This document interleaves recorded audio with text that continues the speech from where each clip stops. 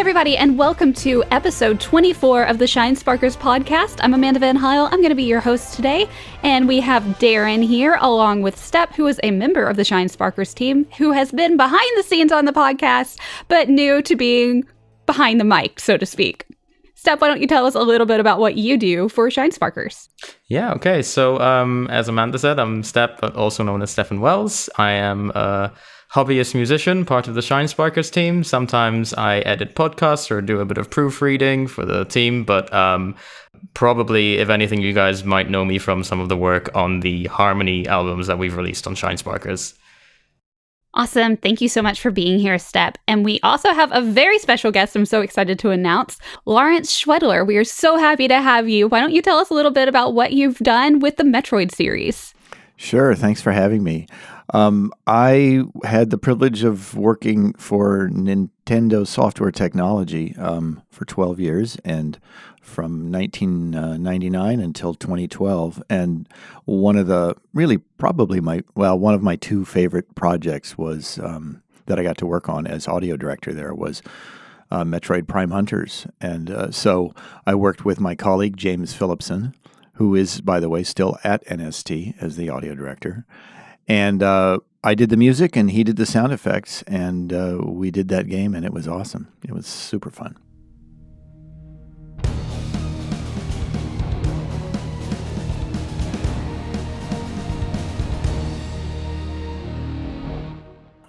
Let's see, you wind me up and I'll just start talking, man.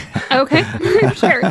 We got this. I mean, if you want to look maybe a little bit of the history, like how it came about, some interesting anecdotes about video game development, Nintendo in particular, and Nintendo Software Technology, which is a relatively small developer here in Redmond, which is a subsidiary of a Nintendo Company Limited in Kyoto, Japan. And so the mothership, Nintendo, with a big N, oversees everything that NST does very closely.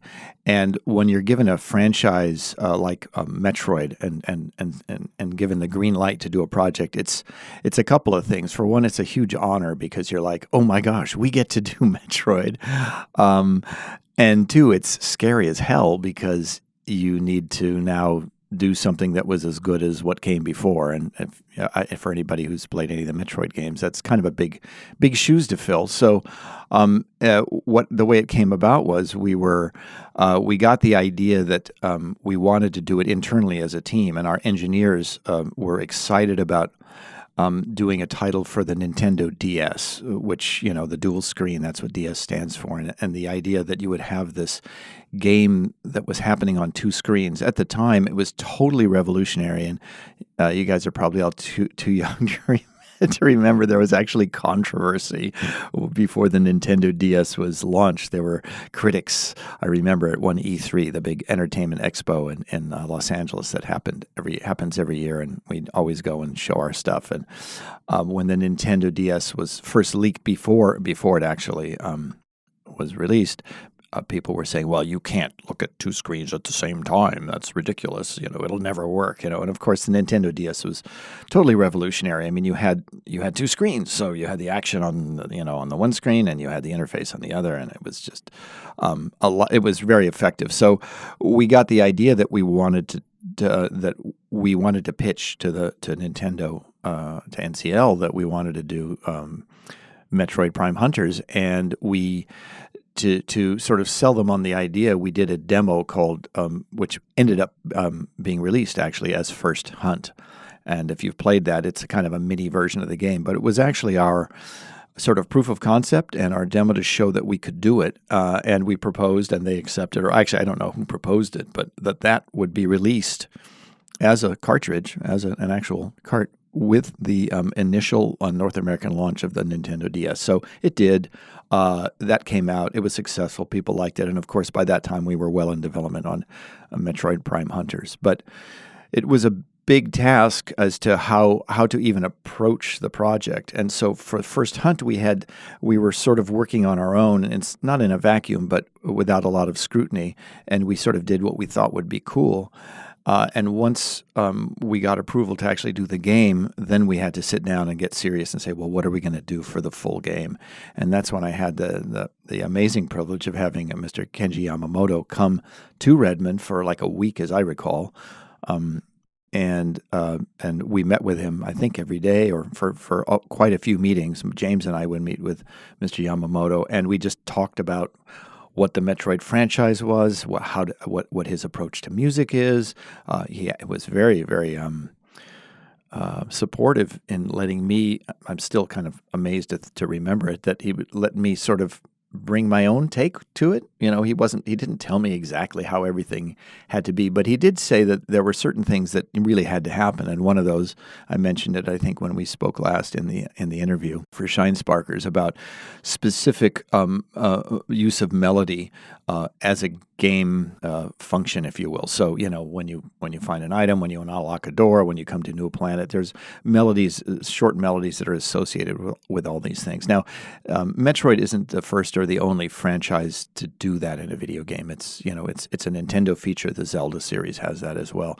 But in Metroid, it's quite specific. And I to be honest with you, I wasn't fully aware of that when we did First Hunt, and so I had a bit of a learning curve there to realize just what I was getting into. So there's your peek into the creative process, where things aren't always what you think they are, and then you actually go to do something big and you find out, wow, that's there's more to it than I thought. So that's how it started, and then I don't remember how long the development was on it. Maybe it was a year and a half, 2 years. I could be off by an order of magnitude, though. I don't really remember. All right, Lawrence. So previously in an interview, which can be found on the Shinesparkers website, you talked about being an audio director and sound designer. And we still have some more questions for you because, well, we just can't get enough hearing about your work on Metroid and working with Nintendo. So in our interview, you explained how you entered the video games industry and your eventual role on Metroid Prime Hunters. But we do want to ask, given your experiences, how do people enter into the world of making music for video games today? That's a great question. I wish I had a nice, straightforward, easy answer for you. It's changed a lot since I entered the industry, and for me, I got started in the 90s, in the mid-1990s, and things are a lot different now than they were. In some ways, they're better because there's a lot more games being made now, and there are a lot of indie games. So that's really a great way to get started, and I would say it's the way to get started, is to find a group of people who are making a video game. And with the tools today, between Unreal and Unity, you have one or two people who have some programming chops. You've got somebody who's got some game design chops. You got an artist who's interested in animation and art, and then you've got a composer, sound designer who can do sound. You can make a game, right? And people do it all the time. You guys, I'm sure you've played some of the great indie games. Just an example would be a game like Undertale. It came out some years ago. Ooh, so good. Right. I mean, just an amazing game. And so indie games is a separate classification of games from what we call the AAA space. AAA studios, those are the big studios like Turn 10 Studios at Microsoft making the Forza games, or 343 Industries, making the Halo games, or Bungie, or Blizzard, or those are AAA. And AAA studios can have audio teams, that have dozens of people on them just devoted to audio. And on the audio side, then you have content, and then you have programming, and implementation. So those sort of three aspects of audio production for video games. You have the people who are making the content, that's the stuff you hear, whether it's music or sound design or voice recordings. And then you have the people who are implementing those recordings, if you will, those assets, that content into the game. And those can be composer, sound designers doing their own implementation, or they can be audio programmers doing that implementation. And then you have audio programmers who are actually programming in UE4 or UE5, it would be in Blueprints. In Unity, it would be in C# or in the visual scripting language of Unity. And they're actually writing the code that makes all that stuff work. So you want to get started. You're a musician. Let's say you're not a professional musician, but you just dig music. You play guitar or piano or drums or whatever. Maybe you like writing some tunes, or you like remixing and stuff. Find a group of people that are making a video game. And a lot of times I don't actually know that process. I haven't had to do it because I've been lucky enough to be an audio director for AAA games, but I think you can find it on places like Kickstarter, right? And just on the web. Anyway, that part of it I don't know about, but find a team, just work with them. And the other way to get started is you do need to understand how the tools work. So a great place to start is just download Unreal or Unity. Unity is maybe a little easier to get started. Used to be. These days, Unreal is they're pretty similar in their ease of use. They're free to experiment. You can just download and use them. And download a DAW. Learn how to use a DAW. Reaper is my current favorite. It's what we use at DigiPen. It's not free, but it's only like $60, and you can use it free. You just have to click through the Nagware dialog boxes. The reason that I switched our program at DigiPen to Reaper was it's a newer DAW, and it's specifically designed. It feels to me like it's designed for video game audio production as opposed for record production. You can do record production and film scoring on it. I'm actually using it right now for an independent film project I'm working on, a short film. But it really shines in the game audio space, particularly batch processing. You can edit hundreds of files at once, regions. You can edit a voice recording using a strip silence feature that auto detects the gaps between sounds, and then have it automatically cut that into a bunch of regions, and then export those regions with a great deal of control over the file naming.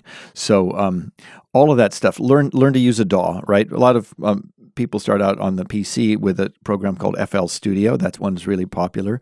Mixcraft is another one. On the Mac side, there's, of course, Logic Pro, which is a fabulous DAW. The nice thing about Logic Pro is it comes with all its own sounds. So without paying any extra money, just by buying a Mac and buying Logic Pro, you can have a whole virtual orchestra and a bunch of great drum and guitar and everything. Reaper is cross-platform, so it works on both PC and Mac, but it doesn't come with much. It comes with good plugins, good basic plugins, but it doesn't come with any virtual instruments to speak of. So that's kind of a threshold of entry. But in any event, if you're interested in doing this, you probably already use a DAW. You've already probably got your favorite DAW. By the way, DAW is DAW, Digital Audio Workspace, or Digital Audio Workstation, and it's just our way of referring to the software that records both microphone signals and virtual data, MIDI data for virtual instruments. So that's a way to get started, and you'd be surprised. Indie games really can get traction. Another venue for that is PAX. Is it PAX? Yeah, that's the Penny. It used to be called Penny Arcade Expo. That's a big conference that happens. Yep, I was just there. Were you just at PAX, Amanda? Yes, I was. How was it? It was really good. I was on a couple of panels there, and it was a lot of fun. It was, since they don't have like a lot of the bigger names because of COVID, it still gives you a chance to play a lot of the indie games that you wouldn't normally get to play. So that I really enjoy, getting to actually like talk to some of the indie game developers and played some fun games that way. Yeah, I mean, PAX is the expo for indie games. Were you in the East Coast or West Coast? I was just recently at the East Coast one. I've been to the West Coast one, but like PAX East, I think was like 2 weeks ago, and that's the one I was just at. Okay. Yeah, I've never been to PAX East, so PAX West was the original one, I think. I think it started here. Right, it was PAX Prime previously, and now it's West. PAX Prime, right. And so that's here in the Seattle area. And DigiPen, the school that I teach at, is always very involved in PAX. We always have a presence there, and our students are always showing their games there. So it's PAX is a sort of very much embedded in DigiPen's game culture, but it's a great place to just meet other people who are working, particularly on indie games. They don't only do indie games, but and I know with COVID it's been a mess. Everything's been disrupted, but hopefully we're on the tail end of that, and we're looking forward for PAX West this year to be viable again and in person, hopefully, and all that. So DigiPen and my students and all will definitely be at PAX West. So if anybody's going to be there, I think it's August. Usually it's late August, right? So yeah, it's Labor Day weekend. I'm most likely going to be there. Oh, good. Well, yeah, you'll have to let me know, Amanda. Maybe. Yeah, I'll have to come by and say hi. Yeah. You definitely stop by the DigiPen booth there. Absolutely, yeah. I'm not always at PAX, but I try to go at least from time to time. And this year, maybe I'll actually make it. But you can say hi to my students and my colleagues there. So yeah, so that's a great way to make connections. Is PAX, frankly.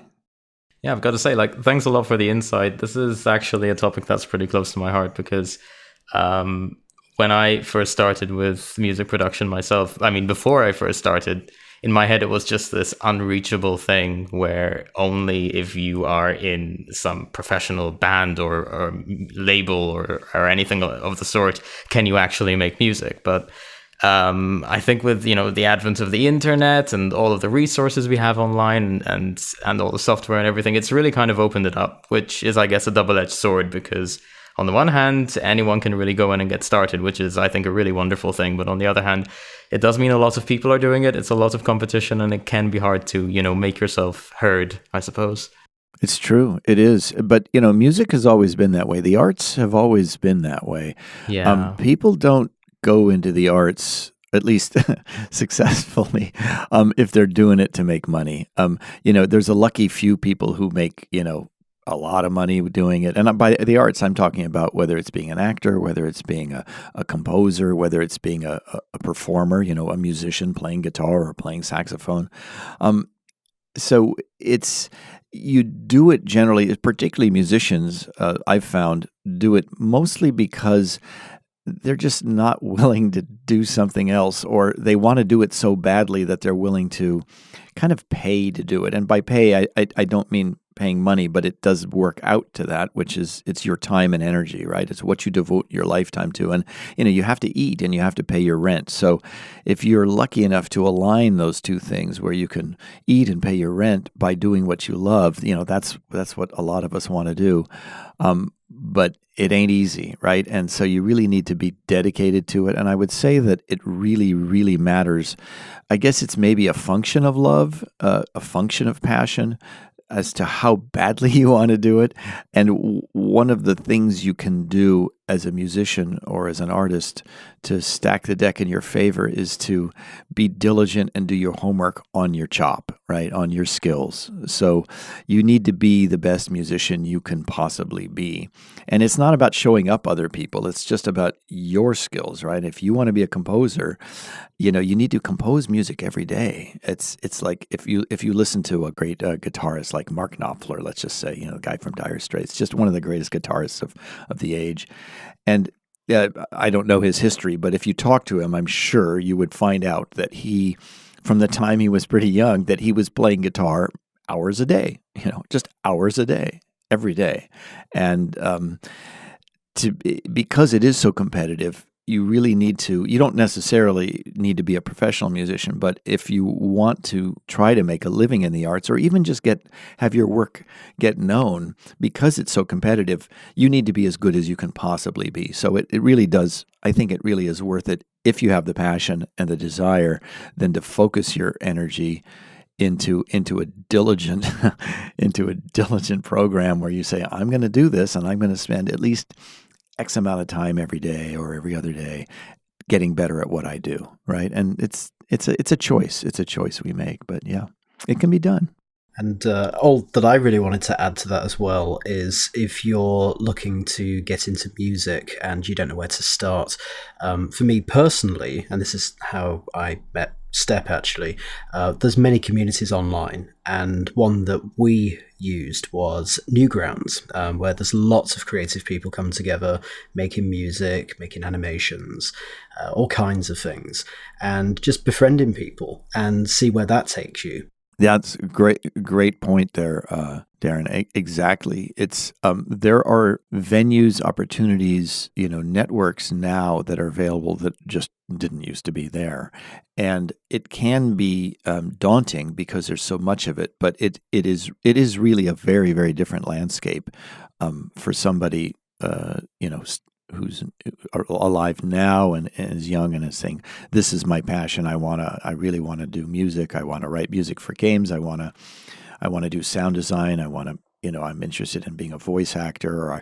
or whatever these things are. You have communities like Newgrounds, which I'm not familiar with, but it sounds exactly like exactly the right thing to do. So I would say that the networking, the community is crucial, especially if you couple it with the personal diligence of making sure that your skills are as good as you can make them, right?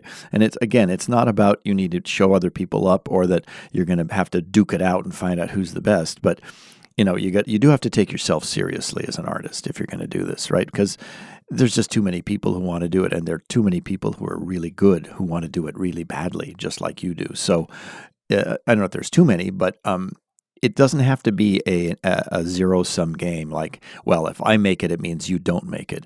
I mean, we can work together and we can make it. It really can be that with this sort of explosion of networking and the internet and indie games and the tools in particular. So it's not just your musical chops. Get familiar if you're interested in video games and you want to have something to do in making them, then again, I'd say download Unity or Unreal or both and just dig in. The tutorials, resources online are amazing. I mean, yes, you do need a decent computer. Any gaming computer, any gaming laptop is generally going to be probably good enough for development. So, you have to be able to run the games that you're making. And the software is pretty resource hoggish. So, you need a decent computer to run these programs. But just start working through the Unreal tutorials, right? Find that the resources are online.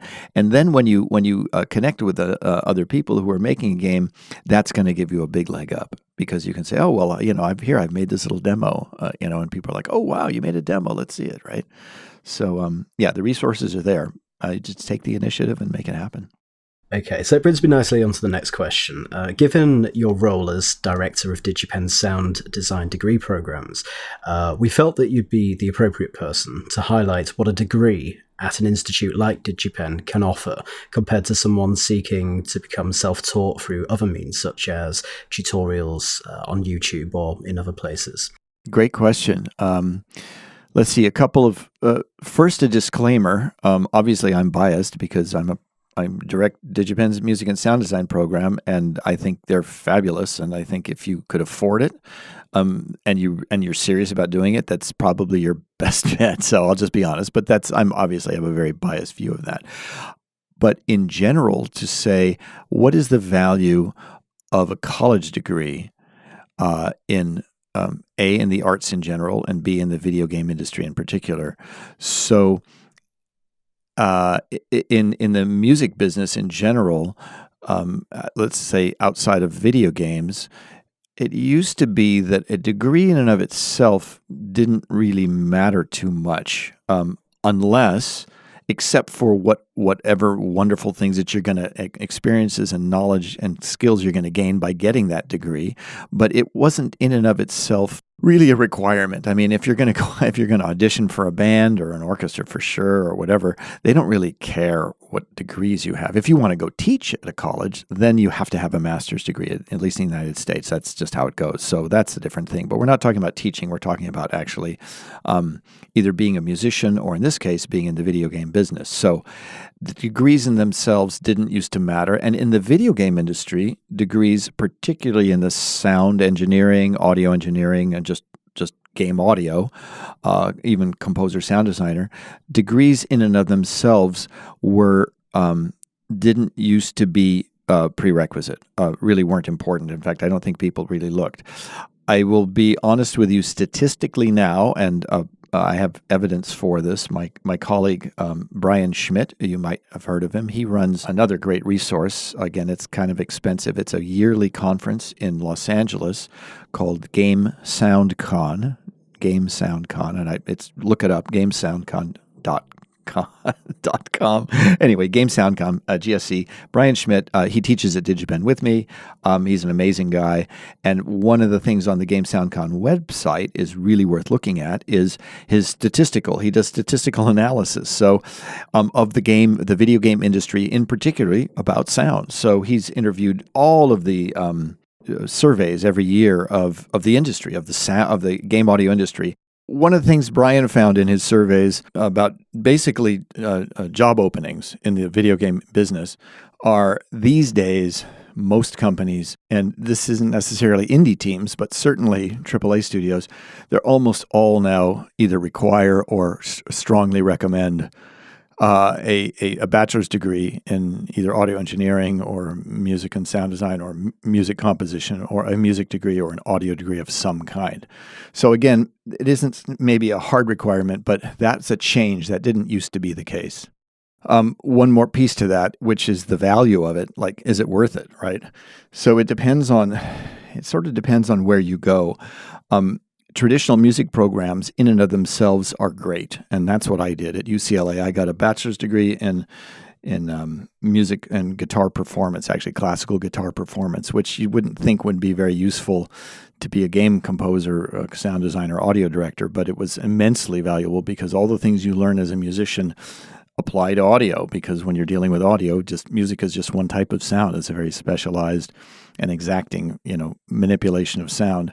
And then I continued for another 3 years for a Master of Fine Arts in classical guitar performance and electronic music. And the electronic music piece was what really helped me there. So, but a traditional 4-year undergraduate degree in music, as it's traditionally taught, at least here in the States, is not necessarily going to teach you what you need to do to make a living in the modern age of video game audio. And that's why we designed this program specifically at DigiPen to be a hybrid of traditional music training with audio engineering and recording, which there are many schools that teach that very often as associate's degrees. So that's another route. You can get a 2-year degree in associates and just learn to be an audio engineer. Those programs tend to be a little expensive, and the jobs in the recording industry are not as prevalent and plentiful as they used to be either, because of this explosion of technology. But still, that's another skill you need to have. And then the third piece that you need to have, so you got your musical training, you got your audio technology training, your music technology, audio recording and engineering and mixing. And then the third piece, which is very hard to find good programs that teach this, which is what we call implementation. And that's how do you take this stuff that you make in a DAW like Reaper or Logic Pro or whatever, how do you take your recordings, your data, your content, and get it to work in a video game, right? And so that brings up this whole issue of what we call middleware, audio middleware, and there are currently a couple of big prevalent software suites that deal with that. But as far as undergraduate degree programs that focus on that, they're very few and far between. And it was one of the reasons that we designed the DigiPen's program in music and sound design, because my experience was, well, all these people are going to spend 4 years in college and they're going to learn, how to play the trombone, and they're going to learn how to, read and write music. Well, they already had to read it before they could get into those programs, but still, they're going to learn how to maybe write some of it and how to teach it, and they're going to learn the history and literature of music, but they're not going to learn anything about recording engineering in many programs, although that's changing, and they're certainly not going to learn anything about audio implementation and game audio. So we designed a program that teaches all of that stuff together in a single, program, 4-year program, and then on top of it, it's in a school where you have students who are all there to learn how to make video games. So you get to work with programmers, designers, and artists to collaborate on video games, and we actually make video games. So anyway, it sounds like a sales pitch, but it's just how I see it. There are other good programs. USC has a fabulous games program. Berklee School of Music has more game audio offerings now than they used to. So it's kind of changing across the education industry, if you will, educational environment, that institutions are trying to retool and shift some of the curriculum to include this really new stuff. Things like Audio Kinetic Wise and FMod Studio. These are programs that we call audio middleware that you need to use if you're going to work in the industry to do this stuff. Qualify that. Those are tools that are they're called middleware because they sort of sit between the DAW and the game engine. There are new developments, and I was just speaking with the audio program director at Epic Games just yesterday, Aaron McLaren, and he was talking about the features of Unreal 5, which is just being released this year. And it has a new feature set called Meta Sounds. And with Unreal 5, you actually don't need to use audio middleware like Wise or FMod. You can just use Unreal's own native audio features, and they're incredibly powerful, and they're sample accurate, so you can get very tight synchronization. So that's another exciting development, and it's just another indication that all this stuff, it's changing by the month. Every month there's something new. So it can be discouraging on the one hand because it's like, how can I possibly keep up with this? But on the other hand, it's exciting as hell because these tools now allow you to do things from an audio design standpoint with adaptive music and things that we couldn't even dream of back in the day when I started. One phrase that, I think it's passed around a lot in creative circles, I suppose, is it's not the tool, it's the user, so to speak, or it's not the tool, it's how we use it. I've really wanted to kind of pick your brain about this sort of topic, like how important is skill when it comes to, well, art in general, but specifically music? I am aware that you're someone that has worked in the past with very limited tools and had to really sort of leverage your skills to be able to make the Prime Hunters soundtrack for the Nintendo DS. So really that's what I've been wondering, like how much of it is the tool that you're using, how much of it is your own personal skill? Yeah, it's a great question, Step. I don't want to sound like Yoda, but it's both are true, right? It's one of these crazy dichotomies. It's yes, the tools matter. Without the right tools, you can't do the job at all. So you need to have the best tools that you can afford and the best tools that you can get your hands on. Then you need to learn how to use those tools. As far as tools, now I'm not talking about your on the creative side, just you need to understand how to use the tools.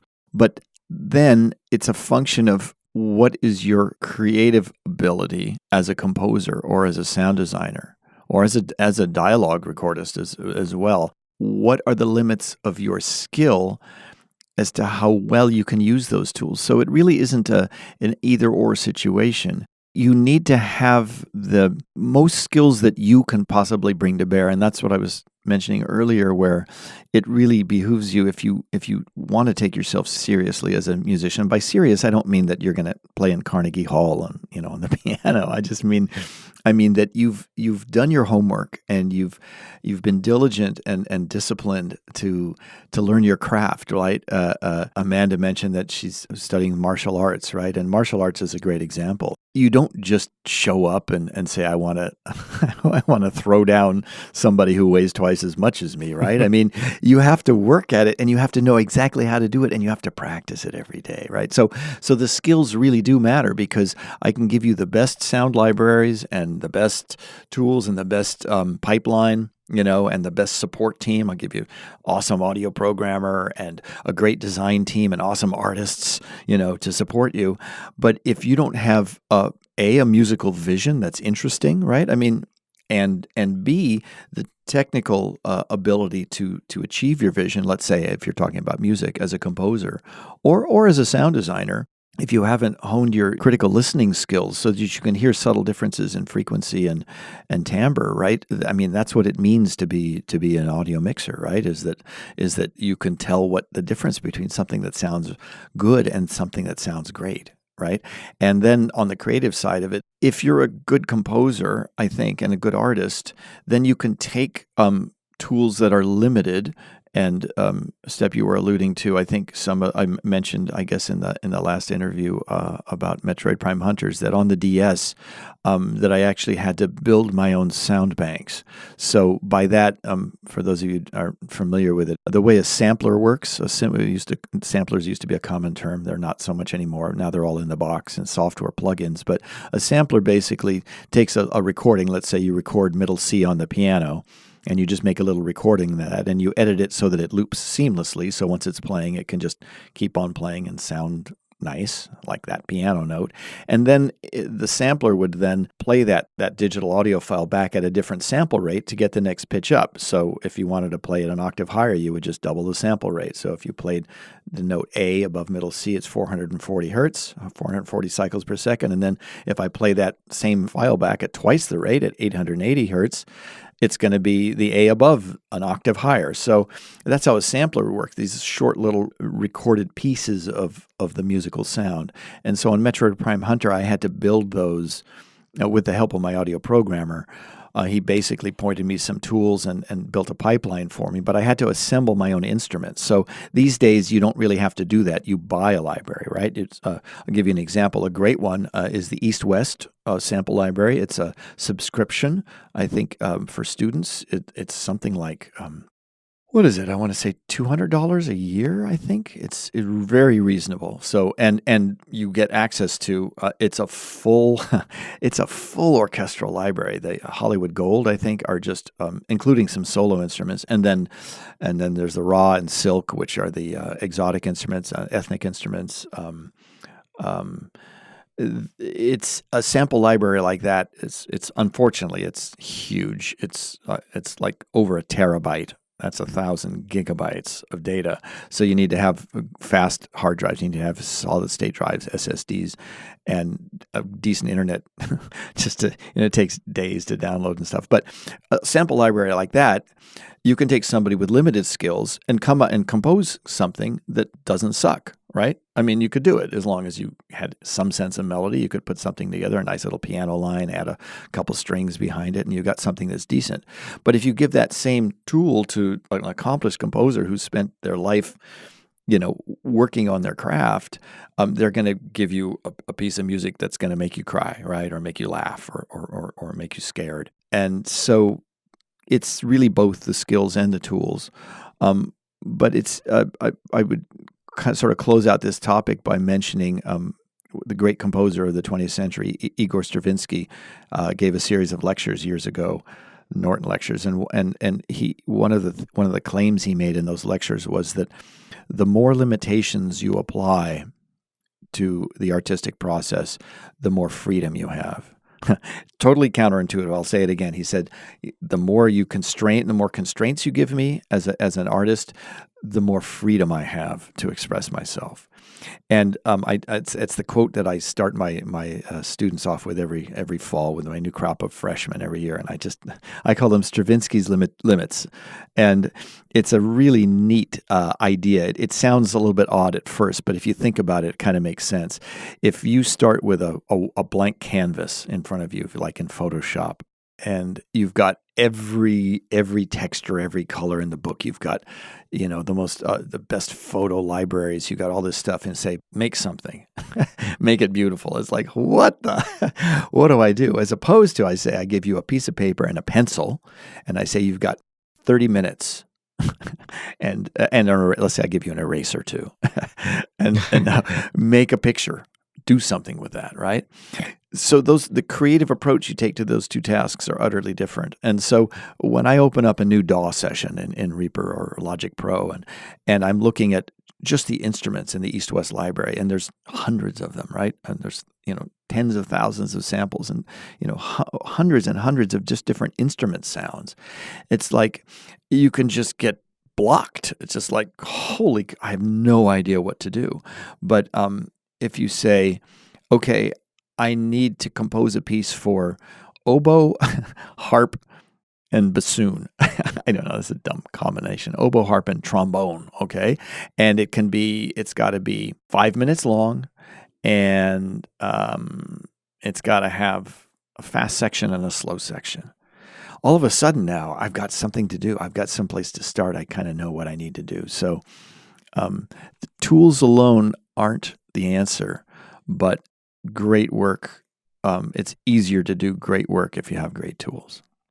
Well, that was an excellent answer. I honestly, I had the widest smile on my face when you mentioned the Stravinsky limits, so to speak, because those are words that I actually live by myself. I think they apply to a lot more than we would imagine. I think they apply to anything in general in life. If you just go in there without a goal and without constraints to keep you sort of grounded, then you end up overwhelmed and not sure where exactly to go. You end up directionless.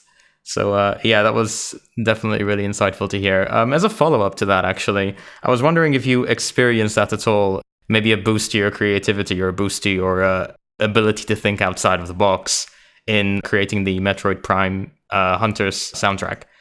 Because obviously you were working with a very limited set of sound banks. You knew exactly what sounds you were working with or what you were creating. And all you could do then is send performance data to them. How do you feel like that affected the soundtrack in the end and affected your creativity during the process? Yeah, that's another great question, Step. So I don't think it was Metroid Prime Hunters. It might have been for me a couple of projects before that. I'm trying to remember now. But at any event, it might have even been on Hunters. One of my requests to my technical team and to my audio programmer was I need to be able to play my keyboard, my MIDI keyboard, and hear the sound that I'm the instrument that I'm writing for out of the Nintendo DS. I need to actually hear my sound bank. I said I can't. I could, but if I have to work where I'm writing my music and then I have to export it as a MIDI file and then play it back and hear it on the DS. You understand the difference, right? I mean, I want to be able to hit the key on my keyboard and hear it out of the DS speaker. Yeah. As opposed to creating the thing in my DAW and let's say having it sound pretty good, because even with a crappy sample bank, something on your computer, it's 44, 0.1 kilohertz. It's a high sample rate. It's 16 bits. It's a good rich sound, even if the sound itself isn't great. But by the time I get down to the DS, if you guys remember the Nintendo DS and the little speaker on there, and of course it's more than just the speaker. It's the fact that now it's literally playing out of the sample bank that had to fit in 200 or kilobytes or whatever. I might have been a little bit more than that, but these were small. I said I need that real time throughput, or I just don't know if I can really do my best work. And so what they did was they actually found that Nintendo, for its developers, and this was way back, now they've got much nicer tools and everything. But at the time, they had just released this add-on for the SDK, and SDK stands for Software Developer Kit. So this is hardware and software that developers use to develop a game for a console, and it's still a thing. Like the PlayStation 5 SDK is really expensive and it's hard to get, and they won't even give it to you unless you pay a whole lot of money, and you also have to be vetted, and so it's a big deal. SDKs are a big deal, and Nintendo's were no different. But back in that day, they had an add-on which allowed you to plug it into the development kit, which was this blue box that sat on my desk that was connected to the computer, but it looked like somebody had just made it themselves in their lab. It was like a little circuit board, and it had a MIDI port on it. It actually had a plug where you could plug a standard 5-pin DIN cable, a MIDI cable into it. So I plugged my MIDI output. I did it from my DAW, so I could use it through the computer, but I could have just plugged it straight from the keyboard into this thing. And then once I had loaded my sound banks, now I could play the sounds and hear them out of the DS, the SDK, the machine right there, including out of the headphone jack if I wanted. So I could also hear the difference between what came out of the headphones and what came out of the speaker of the DS. And so that limitation of the custom sound banks, I was able to mitigate by being able to hear the stuff in real time. So it did. Your question about how did the limitations of the this constraints shape my creative process? It did in that I had to. The process was I would come up with what I thought I wanted to do. Let's say, okay, I'm gonna need some for this piece. I'm gonna need some drums, and I'm gonna need some sort of electronic drums. Let's say, and then I'm gonna need a synth, and because it's for the ice world or the whatever, I'm gonna need some spacey synth that I know a synth sound. So I would build the sound bank and get it onto the system, into the SDK. So now I could hear it. I could hit a keyboard, a note on my MIDI keyboard, and I could hear this synth sound. And I hold it down, okay. And that was days of work just to get the sound. But now I've got a synth for Alinos or whatever it is, whatever the world is. And then now it's like building my little orchestra. So now I know, okay. But I had to decide, well, my song, this piece of music is going to use these 5 instruments because the memory limitations were rather extreme. So that's why I said, okay, this piece is going to have these 5 instruments. But once that was working, now I could be at the time, I guess I was working in, I'm trying to remember now, Logic Pro, or it might have been Pro Tools. But anyway, which sending MIDI data into the DS SDK, and then hearing it out of the speakers. And that was... It sounds constraining, but it was really liberating because of that whole notion of these Stravinsky limits, because now I had my little orchestra. I've got my 5 instruments, and I'm not going to think about, if I can't just go to my plug-in thing in Reaper and pick a different instrument, right?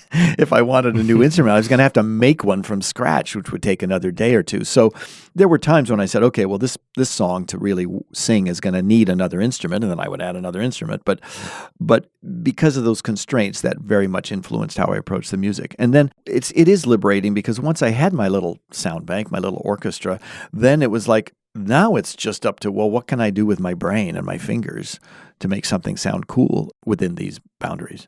That goes back a long time, doesn't it, as well? Was it 2005, I think it released? So I think it was, 2004 or 5, something like that. Or did it maybe first Hunt and then 2007? Anyway, I can't remember when Hunters... Yeah, First Hunt shipped in 2004, I think, and then Hunters was 06, if I remember correctly. Because I think there was a slight delay on the launch.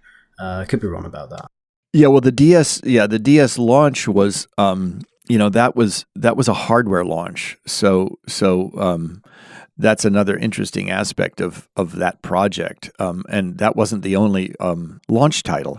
A launch title is a game that is shipped at the same time as new hardware. And we're talking consoles now. So PC games don't have this issue, right? Everybody's just, you got your PC, you can upgrade it every year or whenever, but Steam is Steam or whatever, or Microsoft or PC games. But with the consoles, the games are built for those consoles. And with Nintendo specifically, it's what they're known for. We were engineering and designing our games for the hardware, and that's why the original Legend of Zelda: Ocarina of Time was so amazing. Was that all the creative team and the engineers at Nintendo are working to make a game that takes advantage of their hardware that nobody else knows, like what's actually under the hood and in the box. So. A launch title is really, really way more pressure than a regular title because you are absolutely constrained. There is no slip. You can't slip. I mean, if the hardware slips, well, then your game would be delayed. But you wouldn't know that anyway. So you set the hardware launch has to be set at least 2 years in advance because there's the development itself, and it's kind of like building the train tracks in front of the train because they can't wait until it's done before they market it, right? Because then they'd be releasing it a year or two after it was done. So they have to start announcing it and preparing for it and just preparing for distribution and marketing, months and months and years in advance. So once you have a launch date for hardware, which we did, which the DS was going to launch in either September or October of whatever year it was, and then they said, well, we're going to bundle. This was actually First Hunt. This was not Metroid Prime Hunters, right? First Hunt was going to be bundled with the hardware. So we did that with the GameCube as well. Wave Race Blue Storm was a launch title for the Nintendo GameCube. And the pressure that puts on the team, I can't tell you. you want, it's already a nail biter just to work on it, for a big studio or an important studio, AAA, and knowing the money and the reputations at stake. But then you put a hardware launch on top of it, because you can't slip, right? And you guys know that software development is notoriously slippy, right? It's just like, yeah, it's going to be ready, and then it's like another 6 months go by. Yeah, it's going to be ready in 6 months, and another 6 months go by, right? You can do that if you're just, some teams can do that. There's a cost to it, but they can do that. But you can't do that with a hardware with a launch title. So that was First Hunt, yeah. Couldn't let you go away without talking about Pokemon Puzzle League, because that was a game that I really enjoyed growing up, and I know it's one that Amanda really likes as well, because we were talking about it before we recorded. I love it so much. Oh my gosh. So I'm just curious, just on an off sort of topic, I guess. What can you tell me about what that game was like when you worked on that? Sure, yeah. It has an interesting background. It was one of the first games I worked on when I joined NST in 1999. I can't remember exactly when it was, but I think it was already in development. And it had an interesting backstory in that it was another game. It was based on a game called Panel de Pon, and I have no idea what that even means, but it's Panel de, D-E, Pon, P-O-N. And the development team at NST had made this game, Panel de Pon, I think. A little fuzzy on this. This goes way back. But it was this, we wanted to basically, we had the code base, and I think our engineers had written it, but had made this game called Panel de Pon. And then the option or the idea came to basically use the Pokemon franchise for this game, which, by the way, is a puzzle fighter. It's an interesting game genre. If you've never played a puzzle fighter, you got to check it out. It's really fun. So it's 2 players, and the single player version looks like a lot of of mobile games now, like Candy Crush and stuff, where you've got fields of grids of things that are dropping and sort of in a Tetris-like way kind of happening. But it's a puzzle fighter, so it means you've got 2 players and you're both trying to clear your fields as these blocks come down, and by getting rows and combos and stuff.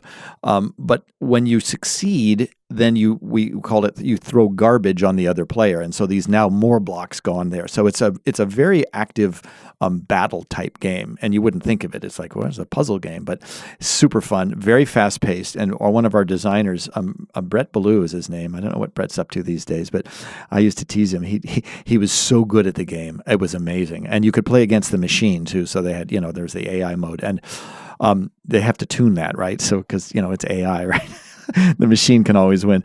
Anyway, he was so good at it. He used to say that he could feel I could never tell. I think he was pulling my leg, that a certain spot on his forehead would kind of get warm when he was playing this game too much, because it's this weird kind of, it's not conscious thought, right? You guys know that conscious thought takes like 1/3 of a second. If anything that you choose to do consciously takes about 1/3 of a second to do. I know it sounds crazy, but it's true.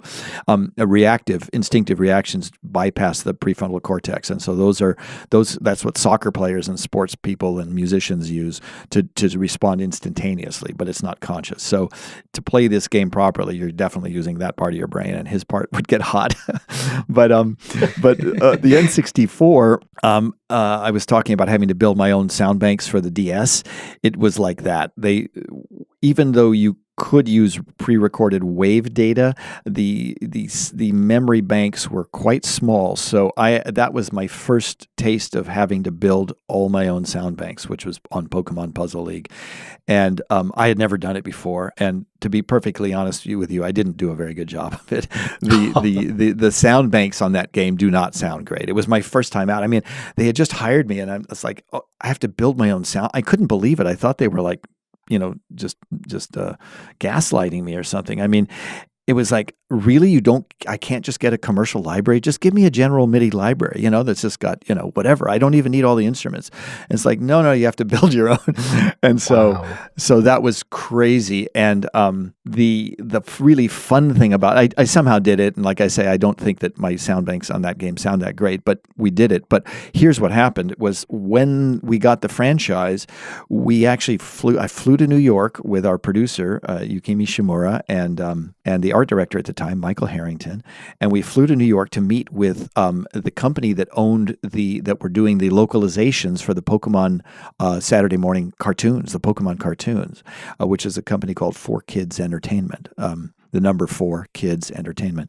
And so I still remember meeting in this at their offices in like Midtown Manhattan. It was like really, wow, I'd never flown on a business trip before. So it was pretty exciting. And we met with them and talked about it. And we had a producer from Nintendo of America with us. And I did some horrible gaffe where the director said something like, well, we might, one thing we could do, we're going to use Pokemon voices for this game, right? As sound effects. We could do real-time voice concatenation. And that's sort of like where you put pieces of phrases together. And I've done a good bit of that. I did some of that at UCLA and working on it on other games. And I knew how hard it was. And I made the mistake. And if you ever do get a chance to be in a corporate meeting, don't ever just naysay something that your boss says as a possibility. Just keep it under your hat and tell them later, right? But don't do it in front of the client. And I said, well, real-time voice concatenation it's a real pain, and I think with the technical abilities of the N64, it's probably not what we're going to want to do. And I just remember she just gave me a stare like, oh my gosh. I was like wondering, do I still work for this company?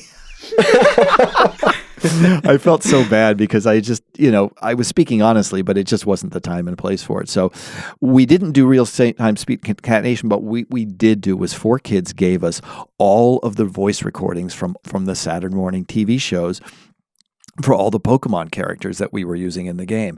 And these voice recordings are the original ones that are all recorded by Japanese voice actors in Japan for the original, the cartoons are made in Japan, and then 4Kids would localize them, right? They'd replace all the Japanese dialogue with English dialogue. But the Pokemon voices are not English, they're just Pokemon language. So they're there. And so we got this amazing treasure trove of high resolution samples, right? 44 kilohertz stereo, 16-bit, recorded of all these Pokemon, Scyther and Gloom, Gloom, Gloom, Gloom. And I mean, they're burned into my brain because I had to work with them for a year and a half trying to get them all to fit into the game.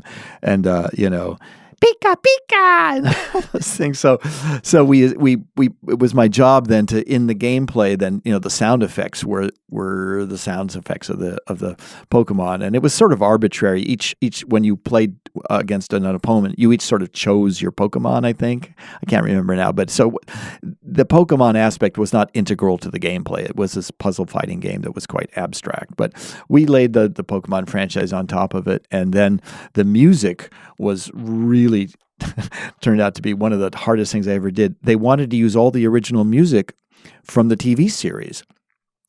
And so 4Kids got all, and there was a whole bunch of composers that did this. It was a long-running series, and they had all this different music.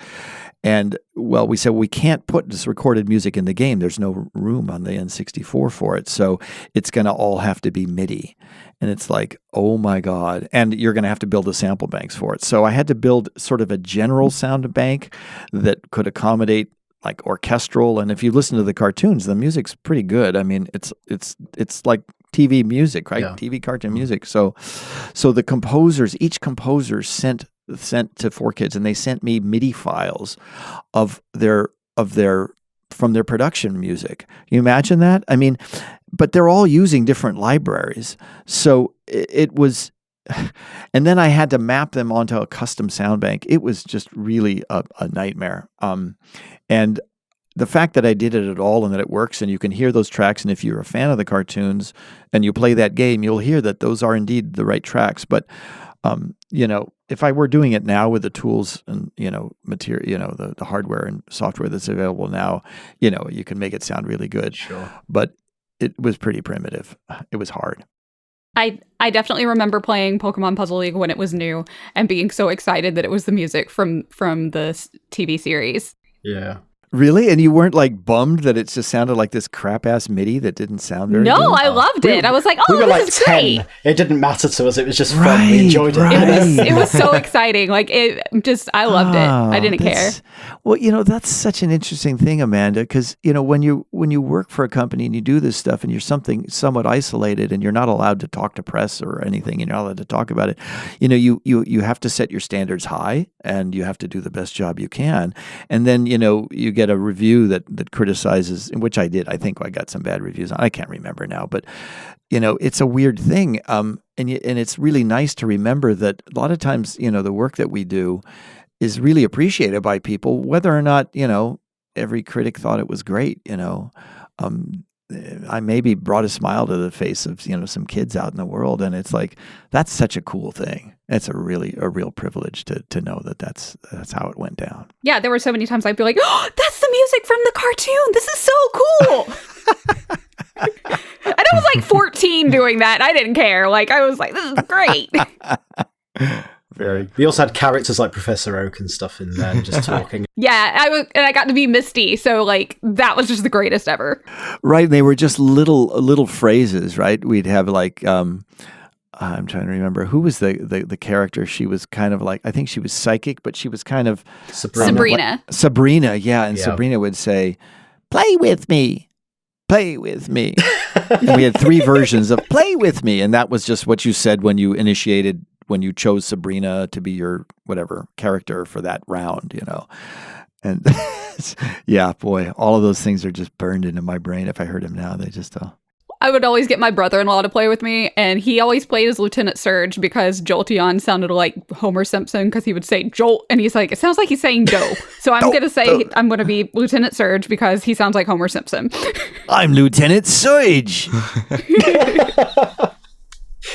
I know. Sorry to anybody listening. Like, I know this isn't Metroid, but this is a thing from our past here, our childhood. So we had to ask this. It's just, I was amazed. I only found out like looking through the discography of what you'd done before, doing a bit of research and just looking up the things that you'd done. And when I saw Pokemon there, I was like, wow, that's like 2 series, Metroid and Pokemon, that I love. And knowing that you was involved with that, I had to bring it up because it's such a cool game from childhood. I don't know how it stands up today. I haven't played it for a long time, but it was a fun game at the time, and I really enjoyed playing it. So thank you for that. Really appreciate it. Well, I tell you, as a game, it's a kick-ass game. I mean, if you play that now on the N64, it's as good a puzzle fighter as there's nothing as any better. I'm not saying that out of pride or propriety. I mean, like, I did that. It's just it's an excellent puzzle fighter. The N64 controller is awesome.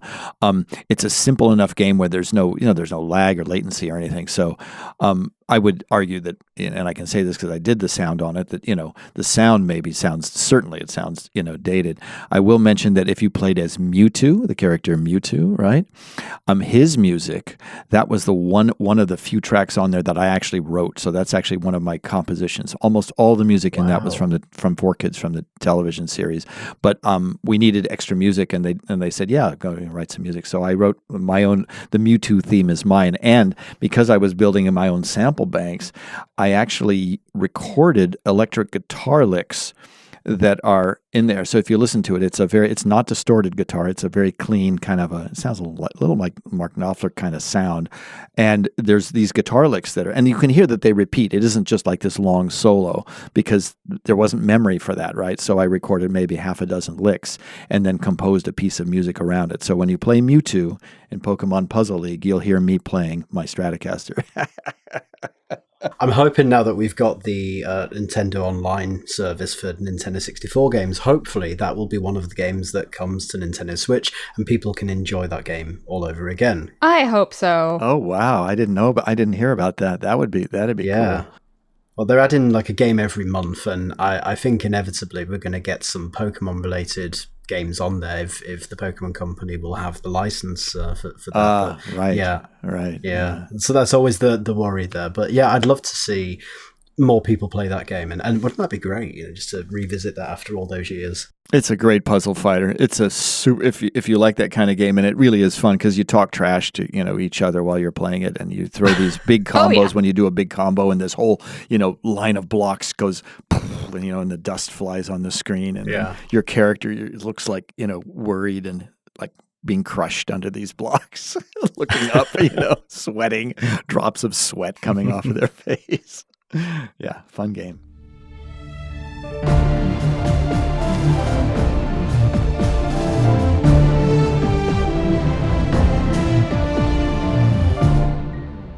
All right, well, now it's time for the group discussion. And this episode, we're going to be talking about adaptive music in video games, which is a pretty popular topic in gaming right now, and how it can really shape the gaming experience. It makes the game just so much more immersive.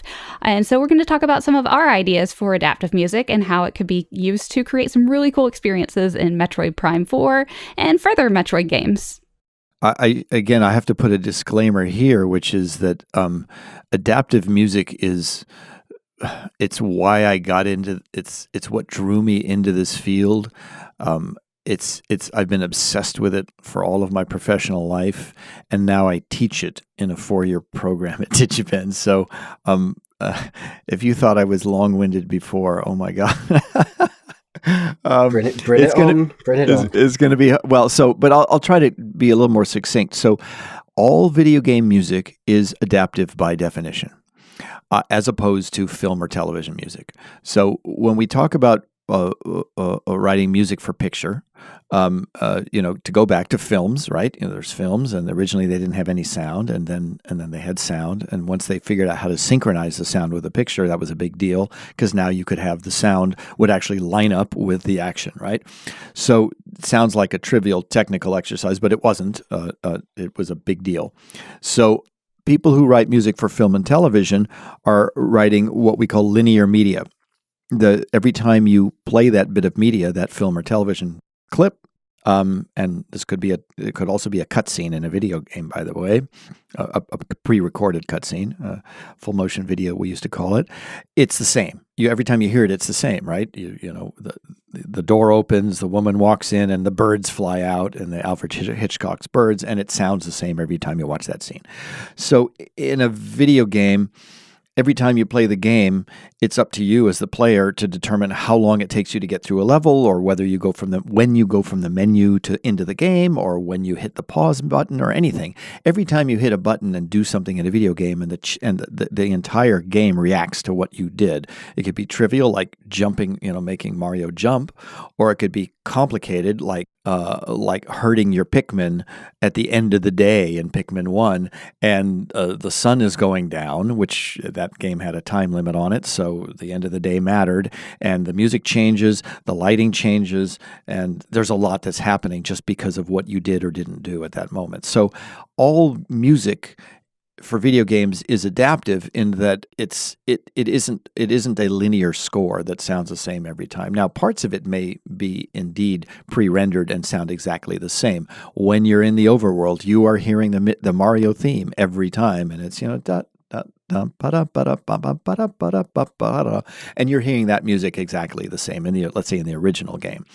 But as you've played more and more of the Super Mario Brothers games, and you see it's like, oh my gosh, and now I'm playing 10, 20 years later in the franchise. Now, when every time the Goombas are walking by, they're all basically bouncing to the beat of the music. It's like, holy cow, wait a minute, how are they doing that? What is it? And when you jump on them, you're jumping onto with the beat of the song. It's like, wait a minute, how is that happening? So adaptive music simply means that it's that the music is changing based on real-time input from the user. But modern games, because we expect more now than there used to be. Now it's gotten much more sophisticated, right? So the density of the music texture reflects how many enemies are on the screen, right? If you're fighting 3 enemies, it's you're just hearing let's say the strings and the woodwinds and a little bit of percussion. But now when there's 4 more enemies join the battle and now you're really under siege, all of a sudden now the percussion track has swelled into a big old rocking rock drums thing. And now when the big boss appears at the end, now all of a sudden the brass section comes in and you hear this French horns and bass trombones blaring out. So that kind of sophisticated adaptivity requires a whole lot of technical support on the back end from the tools and from the engine. And it also requires what we call music design, which is a new thing, as distinct from music composition. So for many, many years, hundreds of years, composers have been composing music, but they've been doing it for the most part for a linear medium. It's not until you get into jazz improvisation that you start to get into adaptive music, right? Now you're talking about real-time adaptivity, and you could argue that certain folk music is that way too, where you're in real time, you're changing the music in response to what the other musicians are doing.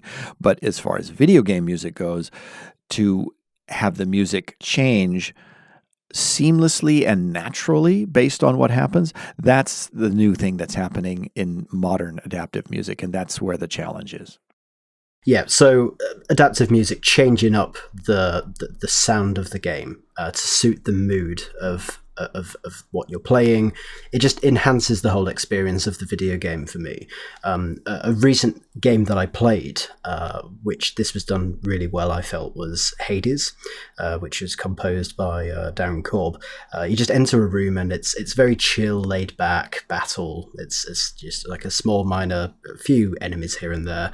And then everything goes kind of ambient and quiet. And just moving between each room, it changes. It's like a constant track that's always there, but it's changing, and it's so subtle that you don't really notice it.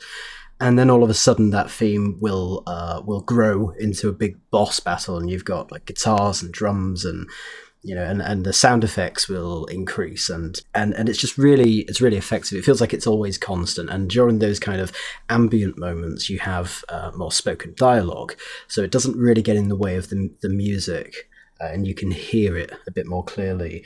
Another one for me is the Monkey Island series, composed by Michael Land, and just an early example of how music can change between locations, such as Guybrush entering a room on a ship and then going back outside, and you have a kind of an inside and outside, but the theme is constantly playing, and you just sort of switch between the two, so it doesn't sound jarring. It sounds like it's a constant, like it's always there with you, but it's so subtle that you don't really notice it too much.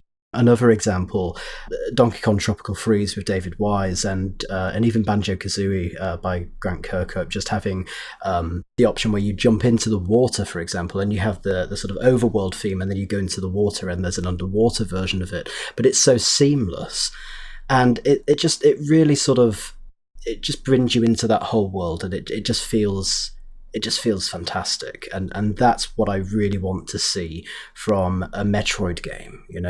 Just having that applied to, just imagine like Samus flying through her ship in space and going through the atmosphere, and the planet comes into view, and you get this sort of city or something, and the music will change, and it will adapt, and it will move into this sort of big, more majestic sound. And I love the idea of all of that, and bosses, and just maybe the music will change subtly the closer that you get to the boss room, and you'll have that prompt, that sound prompt, to know that something more intense is coming. And I think that's a really good direction for Metroid in the future, but also all video games, really. I think it's such a fantastic way of experiencing the sound of a game.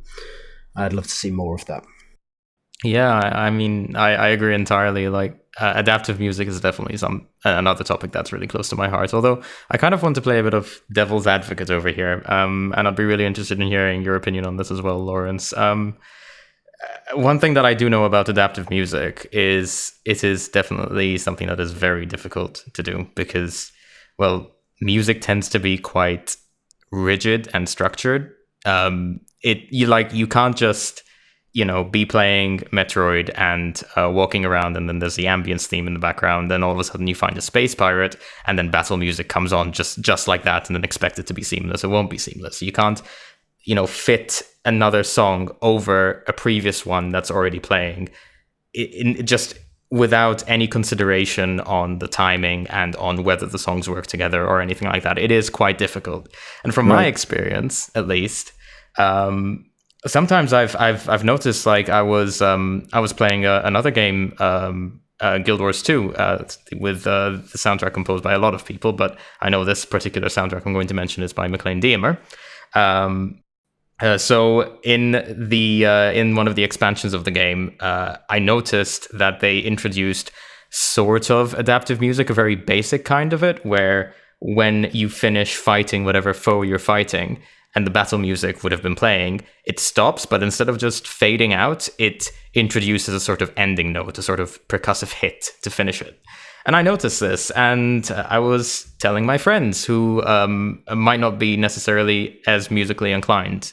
Did you guys notice this? Listen to how the battle music is ending. And nobody actually realized it was there. I feel like a lot of the time, a lot of work goes into it, and it's something that people might pick up on subconsciously, but not necessarily something that people can say, hey, this is in the game, and I really like and appreciate the effort that went into it. So what I'm really wondering is, what kind of defense can we bring to say, hey, adaptive music is actually really important. It's something that is more than worth the effort involved. Yeah, great question. You brought up a couple great points, Step. There's a wonderful guy on the internet named Scruffy, if you haven't seen his stuff. And there's a video he did that I show in my class called Invisible Sound Design in Breath of the Wild. And so when right, Amanda? Right? Like, yeah, I was like, totally, that Breath of the Wild is going to be what I'm talking about. So, yay. Yeah. But he uses the word invisible sound design, and the video is brilliant. It's about 10, 12 minutes long, and he culminates with a thing that's so subtle that I had to listen to it twice to even hear what he was talking about. But once I heard it, was like I couldn't miss it. And I'm a musician and a composer, so it's like, if it's that subtle to me, and if I had, and I played Breath of the Wild, I played it, I won't tell you how many hundreds of hours I played it just to beat the main storyline once, right? Forget the DLC. But it's so subtle, and it's like Step is saying, is it worth it, right? And I can assure you that from anybody who does this for a living, that we say that it isn't worth it for its own sake. It isn't worth it just to do it to be clever or to be technically sophisticated. But if it serves the story and if it serves the experience, you bet it's worth it. And just because somebody who's not focused on it doesn't notice doesn't mean that they didn't notice. It just means that they can't tell you that they noticed. So there's all of this stuff that happens with music and sound that's subconscious, and that's just below, it's subliminal, it's right below the level of perception, and so those drum hits that you heard in Guild Wars that were just finishing out the phrase at the end, the only reason they didn't notice them is because they worked. So it's almost, if adaptive music is really working right, you don't notice it, you just feel that it was somehow scored for your experience. And that's what we as adaptive composers want to have happen. We want it to feel like a film score, that somehow that we exist out of time. We watch you play the game, we rewind time, and then we write the score so that the musical hits happen right when like when you're doing battle in Wind Waker. It's like every strike is on the beat of the music. How the hell did they do that, right? And you don't even think about it because it sounds so cool. It's like, well, of course I'm fighting. I'm a tune-shaded, a knight. I'm fighting. I'm fighting a bokoblin, and of course, every time I hit him, it goes boom, boom, boom, boom, boom, and that's right on beat with the music, right? So not noticing it doesn't mean that it's not working. Yeah, that's a really good way to put it. Yeah, I would love to see that video of about the Breath of the Wild, because I have a music background myself, and so like just to see some of the things that I may not have noticed, and being a huge Zelda fan, because that's what I was going to talk about regarding adaptive music. I thought Breath of the Wild did such a good job with it, and like one of my favorite examples is like when Cass is nearby, and you've just got like that ambient sound, and then all of a sudden you just hear Cass's music playing in the background, but it hasn't fully taken over yet, and then that's when you realize, you know, he's nearby, and so then it's like, oh my gosh, Cass is here, and so like that kind of guides you where to go, and you start following the sound, and then, you know, it gets louder and louder as you get to him. And it's, you know, similar like with when you get the Guardians, you get like just that emotional rush as soon as you hear the sound, when it's just that nice ambient sound, then all of a sudden you just hear that just simple piano, and just panic goes through you because you know what's around. And I would love to see something similar to that in Metroid. Like maybe if you're trying to find like an artifact or something, maybe that would be like the way Cass did or something. Or, you know, if they brought back Emmys, do like kind of the Guardian style with that. I thought that would be really cool. Yeah, it would be amazing. The thing to understand about it is that it requires a whole nother layer of effort, or several layers of design and production. And the power of music is that a piece of music can immediately affect your emotions instantly, right? You just put a decent piece of music on, and I can make you feel something, right? And you can't do that visually. I mean, I can put a shocking image in front of you, or a beautiful image, but it won't necessarily change your emotion that much in the moment. But music can actually change your emotion. So it goes straight into whatever part of the lizard brain is at the amygdala or something, that, you know, that where we experience emotion, and that's the power of music. So I remember Marty O'Donnell, the composer for Halo, talking with us at DigiPen about his approach to the music of Halo and Destiny and adaptive music design. And he was saying that you can overthink it. And so I kind of go back to Steph's sort of point about, you know, is it worth it? And he said, it's not worth it if it isn't good enough, if it isn't as good, if it doesn't make good music. So it's really hard to make adaptive music be as powerful as just a well-through composed piece of music. So in the hands of a good composer, or even just a medium good composer, you know, not even a great composer, but just a good composer, can write a piece of music that will follow an emotional arc.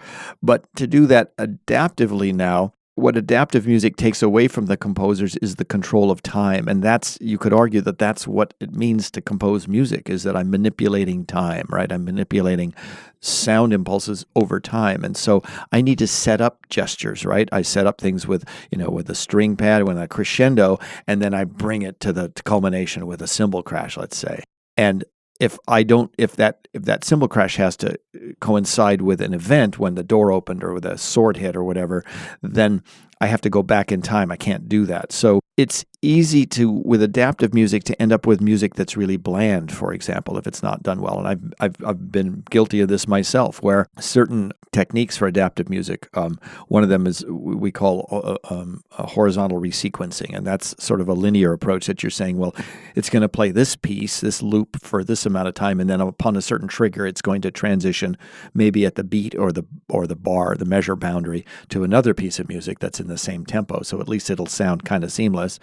And then there's vertical layering, which is to say I'm going to have a piece of music, and it's also called reorchestration, where instead of you're going to hear it first, and it's going to have drums, bass, and guitar, and then and piano, and then when something changes in the game, now the piano is going to get switched with a Fender Rhodes, let's say, or it was acoustic piano in one state. So that's the same notes are playing, but now they're playing by different instruments. So these techniques, if they're misused, you can end up with really bland music, because you're trying to make it seamless in the transition.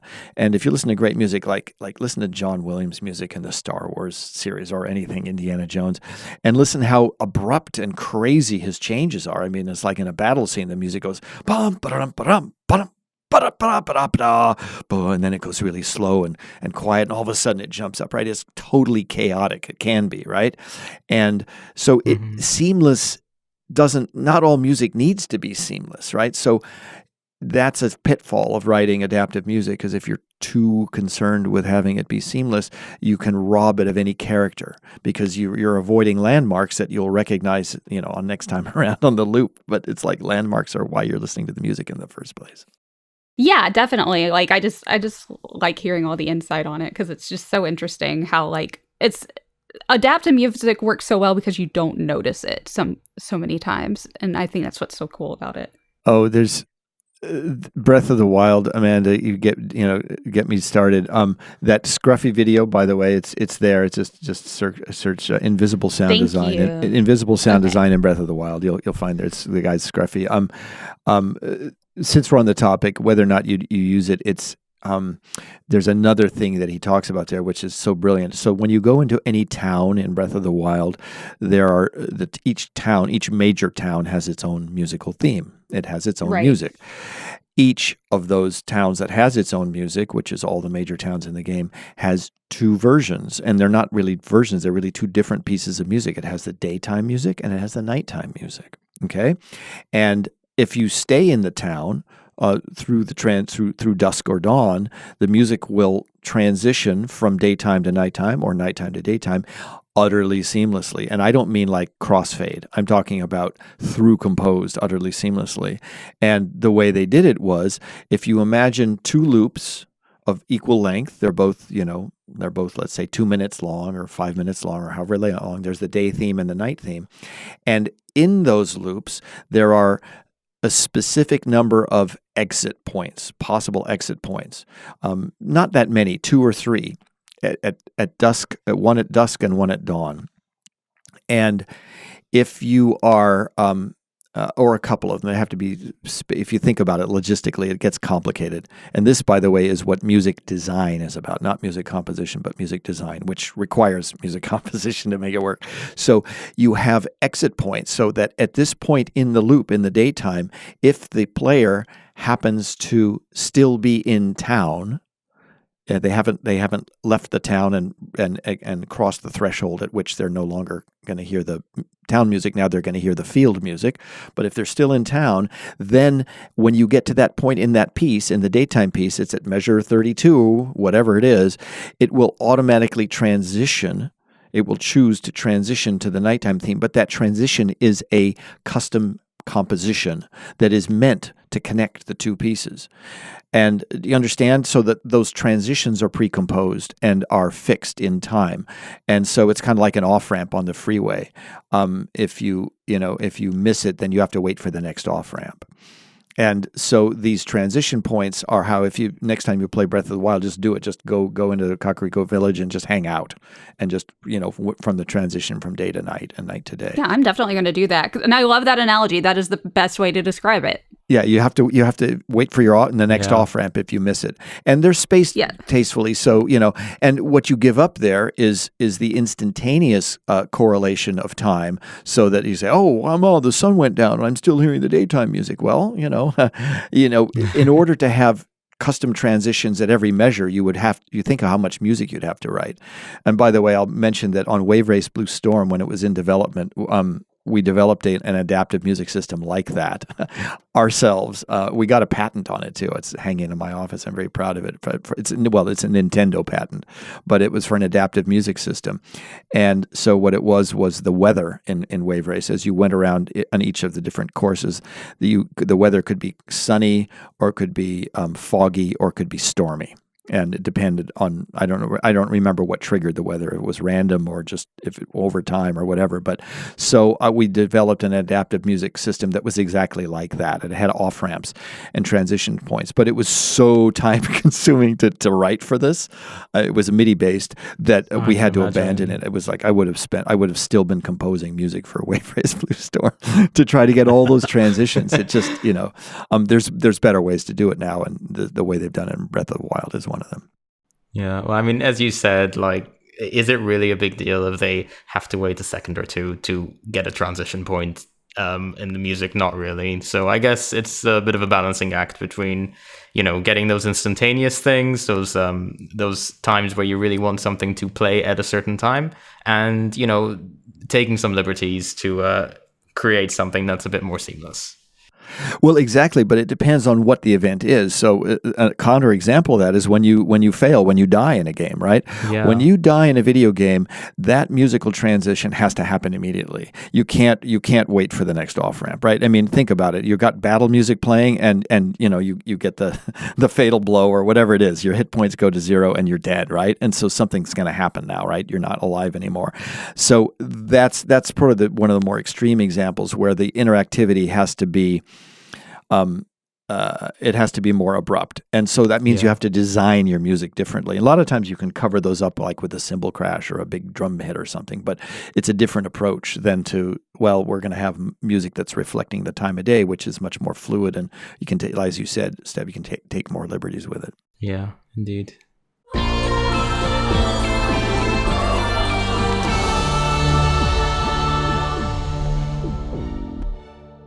All right, well, last episode, we asked you guys what accessibility improvements would you like to see added to the Metroid games in the future? And here's what you guys had to say.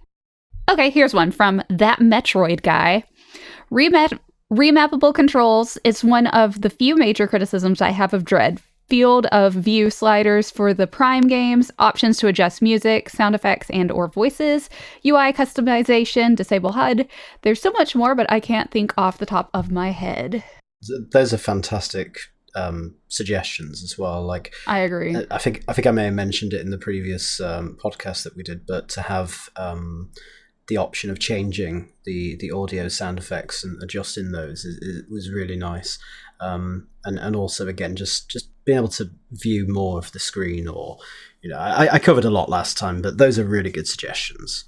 Jacob Kennedy Frost says, I think we can all agree that bosses need to have better hitboxes. I like being able to actually damage a boss from all angles, regardless of how I'm aiming or what weapon I'm using.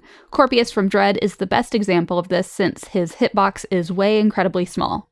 That might be good for like the difficulty changes. Like if you want to put it on like a higher difficulty, then the hitbox gets smaller. But if you want to put it on like easy difficulty, then the hitbox is bigger. Let's see, MetaX says, I know it's crazy, but imagine if Metroid games could have control remapping. Also might need a change to the way beams work in SR/Dread, or Samus Return/Dread. The mechanic itself isn't bad, but it encourages unhealthy mashing. Let's see. Oh, and even came up with some solutions. These are a couple of possible paths to solve the beam issue. Give beam some sort of rate limit or auto fire. Make all bosses immune to uncharged beam, like in older games. And make sure the DPS of missiles is better than the DPS of beam spam. Yeah, a lot of people definitely want the controller mapping. I hear a lot of people talk about that for like games just in general. Yeah, it's interesting, the idea of customization and accessibility. I think I agree with you. These are really great suggestions. There is, I'll mention it because it's a discussion I've had with my colleagues in the industry as audio directors in particular, and as sound designers, but really as audio directors. And it's an extreme argument, so I'm not saying that this is true, but it'll give you an insight into maybe from the creative side of what it feels like. If you think about when a film director makes a film, right? One of the things they're doing, look at a great film like Apocalypse Now, and it's using the sound design, Walter Murch, the legend in the industry who won an Oscar for his sound design for that movie.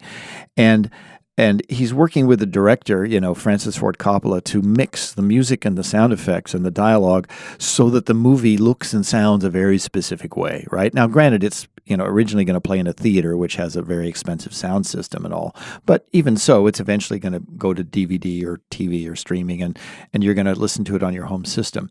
And, I don't think anybody would argue, well, maybe they would, that you should be able to adjust the relative level of the music or the sound or maybe the dialogue. I could see for accessibility, you would say if you have a hearing impairment and you can't hear dialogue well, that you'd want to boost the dialogue. But the idea, well, I want to hear more of the music or I want to hear more of the sound effects in a movie, it's kind of at least to me, maybe it's because I'm old, but it seems like an argument that you wouldn't make. But in video games, that seems to be what people like, right? They want to be able to say, oh, I want to turn the music up or turn it down, or turn the sound effects up or down. Or the dialogue, I guess, if there is dialogue. And And I only threw out the point of reference that as an audio director, I mean, that's what my job is to make this experience sound as good as it can on that platform for you. And it's kind of my aesthetic vision of the thing. So if you're going to tell me, well, I don't like your music, I need to turn the music off. I mean, yes, that's totally valid, and the video games are not films, and it's a different experience, and I get that, and it's totally legitimate. But it is, I think, interesting to at least think about it from the other standpoint, is that we spend weeks and months on the mix, right, trying to get the mix so that the game can be as good as it can possibly be. Yeah, personally, I've definitely played way too many games where you just get a music volume slider and a sound effects volume slider, and that's it. And that's just not enough. Definitely not enough. Honestly, I never thought about that sort of thing being an option in films as well. But now that you've mentioned it, I would love that. There are just so many films and series out there where there's explosions and sound effects and like all sorts of stuff happening really loudly, and then the characters are whispering really quietly to each other because it's intense, and you just barely understand anything, and you don't really get the experience as much as you'd like to. And yeah, subtitles are there, of course, but sometimes it's not just about understanding what they're saying, but how they're saying it and appreciating the voice acting and all of that. So, but you're talking particularly about dialogue now, right? Yeah. No, it makes sense. And I think that's a kind of a unique aspect of things, particularly when you're talking about linear medium, like, but it could be in a game too. It's like, wait a minute, I can't hear the dialogue. In video games, there's, at least in a lot, if not the majority of video games, there's, seems to me, correct me if I'm wrong, guys, that there's sort of a move towards, if somebody's saying something in the game, it's also appearing on screen as text, like subtitles in a movie. Yeah, I've kind of seen that too, yeah. It's sort of there because in a video game, you need, at least in some cases, you need to know what the dialogue says or you can't do the next thing, right? They just told you something important, right? So, and that's just irritating, and it takes you out of the immersive experience to go, what? What was the clue that I just missed, right? So it's a slightly different thing, but you're absolutely right that in a movie, if you're missing the dialogue, it's like, and that's a truism for film re-recording engineers, right? That's the people who do the mix in a film. It's the phrase is dialogue is king, and so it's supposed to always be mixed, so with a bias towards dialogue. In other words, you can't cover up dialogue, but clearly that doesn't always happen. So the question for next episode for you guys, what is your favorite piece of music from the Metroid series? And you can let us know on Twitter or Instagram. Well, everybody, that is it for this episode. Lawrence, thank you so much for joining you. It was such a pleasure just hearing your experience and expertise on everything. It was just so interesting to listen to everything. Well, thanks for having me. It was a blast. Yeah, of course. All right. Well, again, thank you all for listening. You can visit our website at shinesparkers.net, where you can find the interview that we did with Lawrence recently. And we will see you next mission. See you next mission. See you next mission. See you next mission.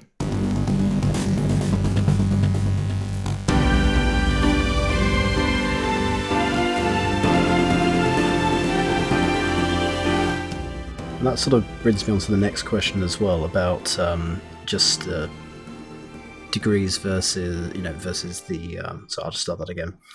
That sort of brings me on to the next question about no, hold on a second. I'm doing an Amanda now, sorry. Hey, that's not fair. No, it's not fair, no. It's usually me that messes up. But basically, degrees versus sort of self-taught. Wow, Darren, really. did you have a concussion? I did have. Yeah, this is an ongoing joke about concussions. That goes back 2.5 years or so. I hope it's just a joke. I hope nobody in this group actually had a concussion. I had a concussion. Oh no. Oh, I'm so sorry. I trained in Kung Fu, so it was inevitable. I was going to. Did you say Kung Fu? Martial arts? Yeah. Oh wow. Well, at least it was in a good cause. I mean, exactly. At least it wasn't like a bike accident or something where you didn't get anything out of it. It was me learning things, so there we go. Good for you. Learning and then unlearning them a bit as well. Exactly. I forgot a lot of things for a little while. Oh my gosh. Hey guys, I got to take a pause here. I need to ask you: are you hearing racket from my end? My wife is vacuuming, and I can hear it. Can you hear it? Because I'm just going to tell her to stop. Well, it sounds fine to me, but it sounds okay. It might be Discord's noise suppression doing some work. Although if it's a constant volume, like noise removal. Yeah, it's because the stairs. My studio's in our basement, and the stairs are right up here, and we have a big dog, and she's kind of neurotic about it. I'm just going to go tell her to stop. So can we just take a? I'm going to leave. I'm going to leave. Sure. I'm going to leave my recorder running, so we don't have to resync. Sure. It's just going to take me Okay, 30 okay. seconds. I'll be right back. No Thanks. problem. How am I sounding? Am I sounding pretty much the same? I'm guessing there's been no improvement. Now it's good, honestly. Sounding a lot better right Okay, now. okay, well, let's not tempt fate then. It's okay. Yeah, your previous question with when you were asking a question, it was pretty bad. But The question now was it's bad or the completely- quality was bad? No, Okay. the question was fine. All right, I'm back. Welcome back. Welcome back. Okay, so I guess I'm going next. Sorry, Yeah. yeah, that's cool. Okay, so I had a note for this somewhere. Hold on a second. Lawrence, we're going to need you on for like another 3 podcasts at least. The amount of information that you have and the insights of how deep you answer the questions, it's incredible. But we're going to need like 5-hour podcasts at this point. It's amazing. No, don't do that. Nobody will listen to him. Yeah, you're gonna have to. Feel free to cut this stuff up, man. Make it just use the good piece. No way! This is amazing stuff. I love it. Thank you. No, it's great to hear this. But that being said, did that answer your question there, Steph? I think it probably. Well, it answered my question and then some. Yeah. Excellent. Okay, Amanda, are you still there? By the way, I've not heard Amanda for like an hour. I am. Are you there? I am Okay. here. I was just listening and enjoying everything because it was just so interesting. Yeah, of course. All right. Well, again, thank you all for listening. You can visit our website at shinesparkers.net where you can find the interview that we did with Lawrence recently. And we will see you next mission. See you next mission. And this is where we all. Oh, that's where see you guys next say see you this mission. next Yeah. mission. Oh, sorry about that. Yeah. Okay. All right. All right. Yeah, I'll do it. All right. I was practicing it in front of the mirror earlier. Okay. Just say see you next mission. Don't make me laugh when you I'm can saying put it. I'll in. screw it up. Think of the editing, Stephan. Think of the editing. Okay. All right. Okay. All right. I'm ready. See you next mission. See you next mission. All right. There we go. I think that's we've got it. That's Okay, good. cool. I didn't know if you That'll wanted make me the to. most awkward. I didn't know if you wanted me to say it everyone, too. So. Yeah, everyone. Yeah. So that'll make a really interesting blooper at the end. That's fine.